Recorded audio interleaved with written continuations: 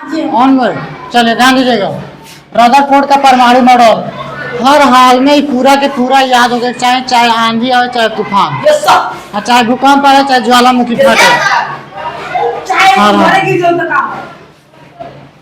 Rutherford का परमाणु model, परमाणु के अंदर चेक करना था रदरफोर्ड को कि परमाणु के अंदर इलेक्ट्रॉन कैसे स्थित रहता है।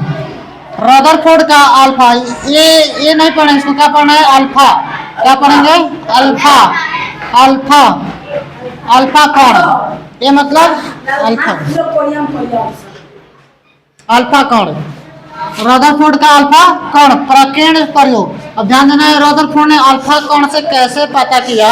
कण वैसे तीनों अल्फा बीटा और गामा, अल्फा बीटा और गामा। तो इलेक्ट्रॉन परमाणु के भीतर, इलेक्ट्रॉन परमाणु के भीतर, इलेक्ट्रॉन परमाणु के भीतर किस प्रकार अवस्थित रहता है, व्यवस्थित रहता है, यह जानने के लिए 1911 में, कब 1911 में अर्नेस्ट रदरफोर्ड, पूरा नाम है अर्नेस्ट रदरफोर्ड ने रेडियो सक्रिय पदार्थ, उसका नाम क्या है? रेडियम। जो सबसे ज्यादा सक्रिय रेडियो सक्रिय पदार्थ कौन सा है?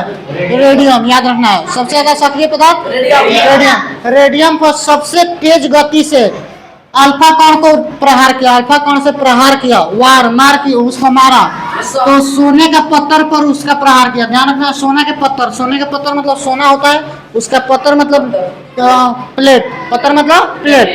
तो सोने के पत्थर पर किससे प्रहार किया? अल्फा कण से प्रहार किया। तब उनको पता लगा, क्या क्या पता लगा, यहाँ लिखे हैं। सबसे पहले ये ऑब्जेक्टिव के लिए कि अल्फा कण का आवेश क्या होता है? +2 और द्रव्यमान 4 इकाई, 4 इकाई। द्रव्यमान कितना होता है अल्फा कण का? 4 इकाई। और अल्फा कण का आवेश +2। अगला, अब निष्कर्ष क्या निकला? प्रहार किए जब अल्फा कण से, तो निष्कर्ष क्या निकला?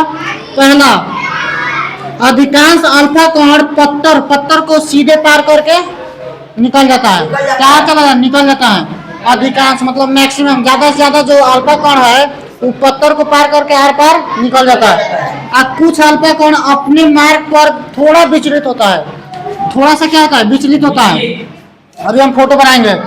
अब बहुत ही कम नाम मात्रा, 10,000 में एक, 10,000 में एक ऐसे अल्फा कण है जो पुनः अपने रास्ते पर चलाता है। पत्थर से टकरा कर कहाँ चलाता है? पुनः अपने रास्ते पर।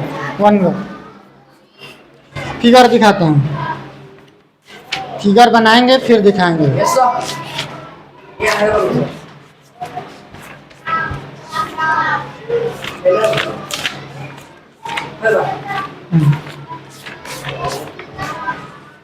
ध्यान दीजिएगा, ये हुआ परमाणु। क्या हुआ? परमाणु। इसके नाभिक में क्या होता है? प्रोटॉन और न्यूट्रॉन, प्रोटॉन और न्यूट्रॉन। और इसके और ये चारों तरफ क्या होता है? इलेक्ट्रॉन। इलेक्ट्रॉन पर माइनस रहता है, प्रोटॉन पर प्लस रहता है, न्यूट्रॉन पर कोई चिन्ह नहीं होता है। तो यह परमाणु, परमाणु से अल्फा कण छोड़ दिए, परमाणु से अल्फा कण छोड़ दिए, प्रहार हुआ, जा रहा है। कुछ ऐसा है जो आर पार हो जा रहा है, कुछ ऐसा है जो पार हो रहा है लेकिन कुछ विचलित हो जा रहा है थोड़ा सा, कुछ ऐसा है जो जा रहा है लेकिन फिर वापस घूमकर आ जा रहा है, और कुछ ऐसा है जो थोड़ा क्या हो रहा है? विचलित हो रहा है। समझ में आया कि नहीं? तो यही सब है। पहला क्या हुआ? कुछ अल्फा कण अपने मार्ग पर थोड़ा विचलित होते हैं, थोड़ा विचलित हुआ। कुछ ऐसे हैं जो पार करके सीधे निकल जाते हैं, कुछ ऐसे हैं, बहुत कम ऐसे हैं जो पुनः अपने मार्ग पर चले वापस पुनः लौट कर आ जाते हैं। ये रदरफोर्ड का जो परमाणु मॉडल था उसकी सूचना है। अगला है निष्कर्ष। तो क्या निष्कर्ष निकलता है? तो निष्कर्ष निकला कि परमाणु में अधिकतर स्थान रिक्त होता है, खाली होता है। अधिकतर स्थान क्या होता है? खाली होता है। इसके अंदर अधिकतर स्थान क्या होता है? खाली होता है, जिसके कारण अल्फा कण सीधे क्या होता है? निकल जाता है। जिसके खाली रहता है इसलिए आर पर निकल जाता है। परमाणु के मध्य स्थान पर कोई समान आवेश नहीं होता है, स्थित होता है, जिसे धनावेश कहते हैं। उसके मध्य में क्या होता है? खाली स्थान। उसके स्थान पर क्या रहता है? धनावेश। यही ना है, प्लस होता है। धनावेश मतलब प्लस।